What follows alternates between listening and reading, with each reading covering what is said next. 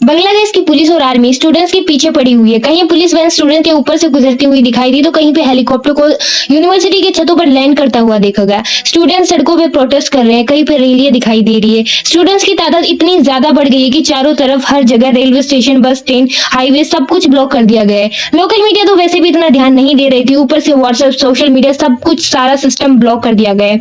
काफी जगह पे प्रशिक्षकों द्वारा स्टूडेंट पे डायरेक्ट गोलियां तक तानी गई। यहाँ तक कि शूट एंड साइट का कर्फ्यू भी लग चुका है। कई हजारों स्टूडेंट जख्मी हो गए हैं, काफी को अरेस्ट कर लिया गया और करीब 200 से ज्यादा स्टूडेंट की मौत हो चुकी है। और इन सब चीजों के कारण पिछले कुछ दिनों से वेस्ट बंगाल में करीब $2 बिलियन से ज्यादा का नुकसान हो चुका है। अब सबके दिमाग में एक ही सवाल, आखिर वेस्ट बंगाल में ऐसा हो क्या रहा है? तो चलिए जानते हैं। इन सब की शुरुआत 5 जून 2024 को हाई कोर्ट के एक फैसले के बाद हुई, जब उन्होंने बांग्लादेश सिविल सर्विस में कोटा सिस्टम को वापस से बेहाल कर दिया। शुरुआत में तो सब कुछ पीसफुल प्रोटेस्ट देखी गई, लेकिन उसके बाद ईद की छुट्टियां आनी थी, इस वजह से मुल्क भर में प्रोटेस्ट पोस्टपोन कर दिए गए। लेकिन ईद के बाद स्टूडेंट्स को दोबारा प्रोटेस्ट शुरू किए गए और इस बार कुछ ज्यादा ही सीरियस थे। उन्होंने रोड्स ब्लॉक कर दिए, कोटा सिस्टम को खत्म करने की डिमांड जाहिर की। वैसे तो प्रोटेस्ट का मकसद कोटा सिस्टम को खत्म करना था, लेकिन देखते ही देखते इसमें और भी कई वजूहात शामिल हो गई। बांग्लादेश में अवामी लीग पार्टी की गवर्नमेंट है और इसी पार्टी को एक स्टूडेंट्स विंग है जिसे छात्र लीग कहा जाता है। छात्र लीग के मेंबर्स ने प्रोटेस्ट करने वाले स्टूडेंट्स पर कई मकाम पर हमले किए और वो भी पुलिस की सपोर्ट से। इस मामले पर स्टूडेंट जो पहले से सिर्फ कोटा सिस्टम के खिलाफ प्रोटेस्ट कर रहे थे, उनमें गुस्से की एक लहर दौड़ पड़ी। साथ ही साथ मकामा पर आर्मी ने यूएन की गाड़ियों को प्रोटेस्ट के खिलाफ इस्तेमाल की, जिससे यह समझा गया कि शायद यूनाइटेड नेशंस भी इन सब में शामिल है। जब यह खबर इंटरनेशनल मीडिया पर चली तो पूरी दुनिया में यूनाइटेड नेशन का एक बुरा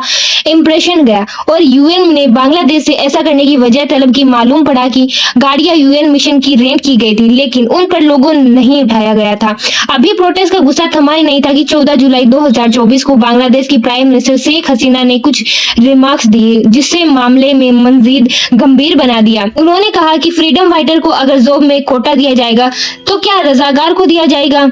मिनिस्टर ने इस बयान ने तो जैसे आग सी लगा थी, लेकिन इस बयान का असल वैल्यू आपको तब समझ आएगा जब आपको फ्रीडम फाइटर्स और रजाकार के बारे में इल्म होगा। जैसे कि आप जानते हैं 1971 से पहले बांग्लादेश पाकिस्तान का हिस्सा हुआ करता था। उस वक्त इसको पाकिस्तान, जबकि आज के पाकिस्तान को वेस्ट पाकिस्तान कहा जाता है। ईस्ट और वेस्ट पाकिस्तान दोनों को इंडिया ने डिवाइड किया हुआ था। इन दोनों में फासला भी था, काफी ज्यादा था और दोनों के बीच रिलीजन को छोड़कर काफी सारे डिफरेंस पाए जाते थे, जिसमें लैंग्वेज का फर्क सबसे बड़ा था। ईस्ट पाकिस्तान यानी बांग्लादेश में शेख मुजीबुर रहमान अवामी लीग का काफी ज्यादा होल्ड था, जबकि वेस्ट पाकिस्तान में मुखलिफ पॉलिटिकल पार्टी मौजूद थी। उस वक्त पाकिस्तान में मार्शल लॉ लगा हुआ था और जनरल यहिया खान, जो उस वक्त चीफ मार्शल लॉ एडमिनिस्ट्रेटर थे, उनकी जिम्मेदारी थी कि पाकिस्तान में जनरल इलेक्शन कराने की। इन इलेक्शन में ईस्ट पाकिस्तान की अवामी लीग को काफी कामयाबी मिली, जिन्होंने ईस्ट पाकिस्तान को 169 सीट में से 167 सीट को क्लीन स्वीप कर दिया।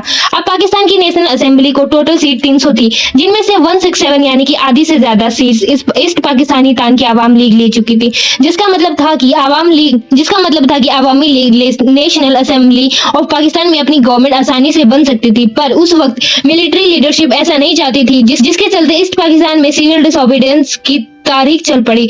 7 मार्च 1971 को शेख मुजीबुर रहमान ने अपनी स्पीच में पाकिस्तान से अलहदा होने का इशारा दिया और 23 मार्च का पहला बांग्लादेश फ्लैग ईस्ट पाकिस्तान के काफी घरों पर लहरा गया। इसका नतीजा यह हुआ कि ईस्ट पाकिस्तान में एक मिलिट्री ऑपरेशन लॉन्च किया गया, जिसका मकसद ईस्ट पाकिस्तानी को वेस्ट पाकिस्तानी से अलग होने से रोकना था। बांग्लादेश की आजादी की यह जंग अलग 6-9 महीने तक चलती रही, जिसमें ईस्ट पाकिस्तान में मिलिट्री की कुछ यूनिट्स ने पाकिस्तान से अलग होकर आजादी पाने के लिए अपने अलग फोर्स बना ली, जिसको बांग्लादेश फोर्सेस मुक्ति वाहिनी या फिर फ्रीडम फाइटर्स भी कहा जाता था। दूसरी तरफ बांग्लादेश में ही मौजूदा यह ग्रुप जो वेस्ट पाकिस्तान को सपोर्ट करता था, उनको रजाकार कहा जाता था। इस जंग के आखिरी 2 हफ्ते में बांग्लादेश को इंडिया का सपोर्ट भी हासिल हुआ और यूं ईस्ट पाकिस्तान वेस्ट से अलग होकर बांग्लादेश बन गए। अब क्योंकि फ्रीडम फाइटर्स की मदद से ही बांग्लादेश आजाद हुआ था, तो ये शेख मुजीबुर रहमान, जो कि बांग्लादेश के प्रेसिडेंट बन चुके थे, उन्होंने बांग्लादेश सिविल सर्विसेज में फ्रीडम फाइटर्स को अलग से 30 पर कोटा रख दिया। 1997 में यानी कि लिबरेशन वॉर के 26 सालों के बाद बांग्लादेश सिविल सर्विस में फ्रीडम फाइटर्स को रिक्रूटमेंट काफी कम हो गई,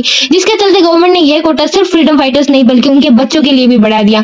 फिर साल 2010 में फ्रीडम फाइटर्स का कोटा उनके पोते पोतियों के लिए भी एलिजिबल कर दिया, लेकिन इसके बावजूद भी सिर्फ 10 पर फ्रीडम फाइटर्स की नस्ल यह कोटा ले रही थी और बाकी का कोटा जाया हो जाता पूरे मुल्क में। जो लोग मेरिट पर मेहनत करते सिविल सर्विस की जॉब हासिल करना चाहते उनका कोटा 44 पर था, वह भी कम पड़ने लगा था। यह चीज स्टूडेंट्स को काफी खराब लगती थी। हम इतनी मेहनत करने के बाद भी मेरिट के 44वें पर कोटे पर भी नहीं आ सकते, जबकि फ्रीडम फाइटर्स का खानदान कुछ ना करके भी आसानी से गवर्नमेंट जॉब हासिल कर सकता था। 8 मार्च 2018 को बांग्लादेश हाई कोर्ट ने कोटा सिस्टम के खिलाफ एक पिटीशन फाइल, जिसको कोर्ट ने रिजेक्ट कर दिया। उस वक्त प्राइम मिनिस्टर शेख हसीना ने कहा था कि पर्सनली फ्रीडम फाइटर्स के खानदान के लिए कोटा रखना चाहती हूँ, जिस पर स्टूडेंट्स ने कोटा सिस्टम के खिलाफ भरपूर प्रोटेस्ट किए।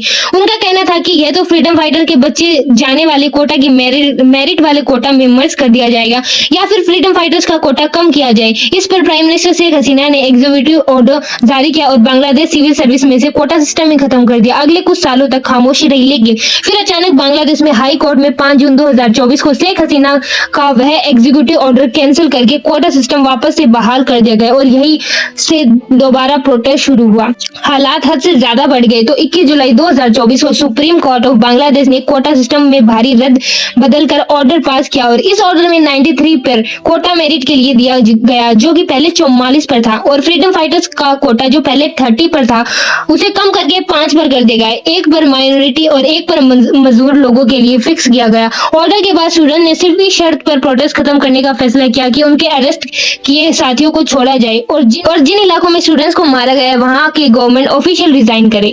फिलहाल जिस वक्त वह वीडियो बन रही थी उस वक्त स्टूडेंट की डिमांड्स पूरी नहीं हुई, लेकिन गवर्नमेंट का मानना था कि एक सिचुएशन काफी हद तक कंट्रोल में है। मोबाइल सर्विस, इंटरनेट और सोशल मीडिया दोबारा से खोली जा रही है। आपका इस पूरे सिनेरियो के बारे में क्या ख्याल है, मुझे कमेंट सेक्शन में जरूर बताना। उम्मीद है आपको ये वीडियो काफी पसंद आएगी। सो टाटा बाय बाय।